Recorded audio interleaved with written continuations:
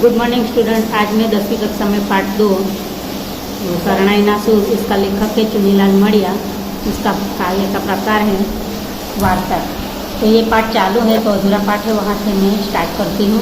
तो कन्या पक्ष तरफ थी कारुण्यानी पराकाष्ठा समूह विदाय गीत उपड़ी હતું। कन्या पक्ष तरफ से कारुण्यानी पराकाष्ठा समूह विदाय गीत उपड़ी હતું। कन्या पक्ष तरफ से करुणता का पराकाष्ठा जैसा विदाई गीत वो गाने लगी। दादा ने आंगणे आंबलो आंबलो धीर गंभीर जो, एक रे પાંદડું અમે તોડ્યું દાદા ગાળમાં દે જોજો, અમે रे લીલુડા વનની ચરકલડી। तो यहाँ कवि कहता है जो बारात जा रही है तो कन्या पक्ष की सभी औरतें यहाँ विदाई गीत गाती है कि दादा के आंगन में आंवलो मतलब खट्टे आंवले का पेड़ है, वो धीर गंभीर है। एक रे પાંદડું અમે तोड़, एक ही पत्ता हम तोड़ते थे तो भी दादा गाड़ माँ दे जो, दादा गाली मत देना, हमें रे લીલુડા વનની ચરકલડી, हम तो हरे वन की चिड़िया है। मात्र गौरी नहीं, गौरीनी गोठणिया नहीं, कन्याना आप्तजनो ज नहीं पण सीमाड़ाનું સમગ્ર વાતાવરણ જાણે કે ડૂસકા ભરતું લાગ્યું અને મીરની શરણાઈએ આ શોકમગ્ન वातावरण સાથે अजब समावेश साध्यो। सिर्फ गौरी ही नहीं, गौरी की सहेलियाँ ही नहीं, वो कन्या के सगे वाले भी नहीं, लेकिन पूरे गांव के सीम जो है, सीमाड़ा है, उसका सभी वातावरण ऐसा माना जाता है कि वो सब डुस्का भरतू लगे मतलब रोने लगा। अने मीर की शरणाई ने ये शोकमग्न वातावरण में ये अजब समन्वय साधता है। एना सुर में घुटातु दर्द वातावरण की गमगीनी ने द्विगुणित बनावी गई। उसके सुर में जो दर्द है वो वातावरण को एकदम गंभीर और द्विगुना बना देता है। रमजू चग्यो हो तो एनी शरणाई चगी। रमजू बहुत वेदना से वो बजा रहा है सुर और शरणाई भी बज रही है। पोताना चिराएला दिलनी वेदना ने चगाववामां पण डोसो चैन अनुभवतो है। खुद का अपने दिल में जो दर्द है, ये दर्द की वेदना को वो बहुत गंभीर गमगीनी से वो बजा रहा है और डोसो मतलब बुढ़ा वो चैन का अनुभव करता है। पण कने लईने झटपट भेगा थई जवानी उतावळमां वरराजा तेमज वરના बाप तड़सी वेवाय तलपापड़ थई रह्या। लेकिन कन्या को लेके जाके जल्दी घर पे जाने के लिए जल्दी में वरराजा और उसका वर का दूल्हा का पिताजी दोनों तड़सी वेवाई जो है उसका नाम, वो बहुत उतावले हो रहे थे। पादरना मोकड़ा पटमा मोकड़े मने सूरो रेलावी रहे मीर ने जोईने वेवाईने अकरामण वधती जती हती। ओसीम के बड़ा जो पट है, जगह है, ये बहुत बड़ा मैदान में मोकड़ा मने मतलब खुला मन से वो सूर शरणाई का सूर बजा रहा है, वो देखकर वेवाई की मतलब तड़सी वेवाई की अकड़ामण बध रही थी। आखिर एमने भूधर मेराई समक्ष ये अकड़ामण व्यक्त करी। बाद में उसने भूधर मेराई के समक्ष वो अकड़ामण व्यक्त करते हैं। तमारो मीर तो भारे लालचू लागे छे। आपका जो रमजू मीर है शरणाई बजाने वाला बहुत लालचू है। आटली दाद दीधी तो हजी धरव थतो नथी, इतना पैसा दिया था तो भी वो संतोष नहीं मान रहा है। हमारे तो अहीं सीमाड़े सूरज आत्मी जैसे हम लागे छे, हमारे तो वो सीम में ही सूरज डूब जाएगा ऐसा लगता है। वेवाईनी फरियाद सांभळीने तुरंत भूधर मेराए जाननो मार्ग रोकीने उभेला मीर पासे जई पहुंचा अने मोटे सादे संभळाव्युं। वेवाई की फरियाद सुनकर भूधर मेराए जान का रास्ता रोक कर खड़ा हुआ मीर के पास रमजू मीर के पास जा पहुंचे और बड़े आवाज से कहने लगा, एला डोसला वो भूखावड़ो क्यांथी थयो? अरे बुढ़ा, इतना पैसा वाला भूख तेरे को कहाँ से आई? आटली बड़ी दाद दीदी तो हजी धरव नहीं, इतना पैसा दिया तो भी तुझे संतोष नहीं? आटला पावला पड़ा तो हजी हाँ नहीं कहतो? इतना पैसा पड़ा है तो भी तू बस ऐसा नहीं कह रहा है? पर रमजू तो पोतानी शरणाईना सूर सिवाय बीजू कई सांभळे एम क्या हतुं, लेकिन रमजू तो शरणाई का सूर के बिना कुछ भी सुन रहा नहीं। कंटाड़ी ने भूधर मेराई ये वेवाई ने कहूँ। कंटाल कर भूधर मेराई ने वेवाई को कहा, डोसानी डागड़ी चसकी गયેલ છે, बुढ़े की जो दिमाग है वो चसक गया है। दुखियो जीव छे ने एमां पाછી पाकी अवस्था, दुखी जीव है और इसमें पक्की अवस्था एटले कड़वकड़નું भान નથી रही, इसलिए कड़वकड़ का उसको समय का भान नहीं रहता है। एने भले कड़वकड़નું भान नहीं, उसको भले समय का भान नहीं होगा, पर हमारे असुर થઈ જશે એનું શું? हमारा बुरा होगा उसका क्या? तरसी वेवाए तीखे अवाजे कही। तरसी वेवाई ने थी वो तीखा आवाज से कहा, एक तो बिकाड़ो मार्ग में भेगा जर जोखम, एक तो डरावना मार्ग है और साथ में वो दुल्हन भी है, इसके लिए उसके गहने हैं, पैसा है, वो जोखम जैसी चीज लगती है। હવે ભૂદર મેરાનો મિજાઈ હાથથી ગયો। અભી ભૂદર મેરાઈ का મિજાઈ हाथ से गया।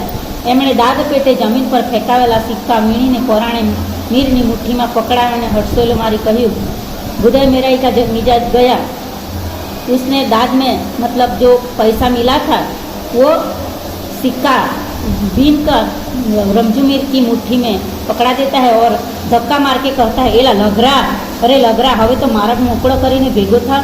अरे लघरा, अभी तो तू रास्ता रोक कर घर के तरफ जा, अभी तो तारे कितना रुपये उकावा है, अभी तुझे कितना पैसा लेने वाला है। के पछी मीठा झाड़ना मूળ खावा है, के मीठे पेड़ के मूल खाने का है बावा मागण भिखारी। भूदर मेराई ना हटसेला थी मीर हाल्यो तो खरो। भूदर मेराई का हटसेला से मीर हिला तो पण पोताना घर ने गाम ने मार्गे नहीं, अपना खुद का घर के और गांव के रास्ते नहीं, सीम के मार्ग में सणोसरा ने कीड़े सरोसरा के तरफ। आ तो हजी सगड़ नहीं मिलतो, ये तो अभी भी साथ में ही आ रहा है, रास्ते नहीं जा रहा है। तरसी भाई कंटाड़ी ने बोला, तरसी भाई कंटाल के बोला, आ तो हमारी मोर वे तो थी, ये तो हमारी साथ ही आता है। मर था तो भले वो आता। सिम ने मार्ग के चालता रमजू ने जय भूदर मेराई कहूँ। सिम के मार्ग से चलते हुए रमजू ने देखकर भूदर मेराई ने कहा, ठाकसे एटले एनी मेड़े पाछो आवशे, थकेगा तो उसके से वो फिर आएगा। અને પછી વેવાઈની છેલ્લી सूचना तरीके उमेरी और वेवाई की छली सूचना है ऐसा मानकर कहा, हवे खबरदार, एक रातु कावड़ी पण आपी छे, एक हरा कावड़ी पैसा भी दिया है, तमे पहले थी छूटे हाथे दाद देवा मांगो। आपने पहले से ही छूटे हाथ से दाद देने लगे, मतलब पैसा दे दिया। एमा डोसला सोना ना झाड़ भाड़ी गई, इसमें वो बुढ़ा सोने का पेड़ है वो मान गया, पर हमें भूंगड़ू फूकी ने मरी जाए तो ही सामू जूसो में, लेकिन अभी वो भूंगड़ू मतलब शरणाई फूक के मर जाएगा तो भी वो उसके सामने दिखना मत। અને પછી બંને વેવાઈઓ ભાવ કરીને भेटिया और जान सणोसराने कीड़े चढ़ी। बाद में दोनों वेवाई भेटते हैं और जान जो बारात है वो सणोसरा के रास्ते जाती है। रमजू हजी पण धून में जाननी मोकरे चल्या करते। रमजू अभी भी धून में जान बारात के आगे चलता ही जा रहा था। पाछळ पादरमा उभेला लोको आ गांडा माणसनी हंसी उड़ावता था। पीछे पादसीम में खड़े हुए सभी लोग वो पागल आदमी की हंसी उड़ाते थे। पुत्री वड़ावीने कुटुंबीओ भारे हये घर तरफ पाछा पड़ता था। पुत्री को वो विदाई देकर सभी कुटुंबी सगे वाले सब भारे हये मतलब वो गमगीन होकर वो घर तरफ पीछे घूम गए। त्यारे स्त्रीओए छेल्लू गीत उपाड्युं हतुं। तब औरतों ने लास्ट गीत गाया। एक आवियो तो परदेसी पोपटो बेनी रमता था मांडवा हेठ धूतारो धूती गयो। एक परदेसी पोपट आया था और हमारी जो बहन है वो मंडप के नीचे बैठी थी खेलने के लिए और उसको धूतारा धूती गया। धूनमा मोटा मोटा डग भरता रमजू ने काने आ गीत न वेण आछा पातड़ा अतड़ा।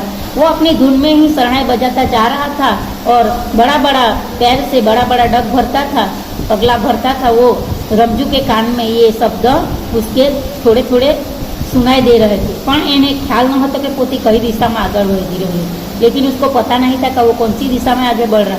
पुत्री वियोगना दुख दर्द में ये जाने की दिशा शून्य થઈ ગયું।